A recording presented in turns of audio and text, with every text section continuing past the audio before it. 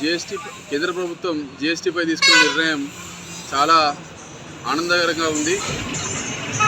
ఇంతకుముందుకు 18% వేయడం వల్ల పేద మరియు మధ్యతరగతి కుటుంబాలు ప్రజలు కూడా చాలా ఇబ్బందులు పడేది.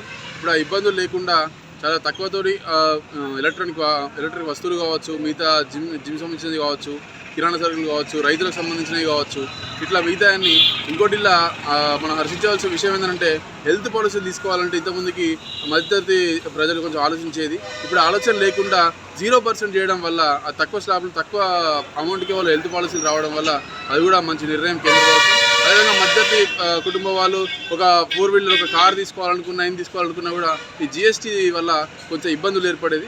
ఇప్పుడు ఆ ఇబ్బందులు లేకుండా కొంత దాదాపుగా చిన్న కార్ల మీద ₹1,00,000 2 లక్షల దాకా కూడా తగ్గుదల చేయడం వల్ల అది కూడా మంచి ప్రయత్నం. అంటే కేంద్ర ప్రభుత్వమే చేసింది ఫస్ట్ జిఎస్టీలు, కానీ చేసినప్పటికీ ఇప్పుడు స్లాబులు తగ్గడం వల్ల కూడా ప్రజలందరికీ అయితే కొంచెం హర్షించదగ్గ విషయం ఇది. ఆల్మోస్ట్ అన్ని 300 చిల్లర ఉత్పత్తుల పైన జిఎస్టీ తగ్గించడం అనేది చాలా ఆనందదాయకం. దీని ప్రజలు వాస్తవానికి హర్షిస్తూ ఉన్నారు దీని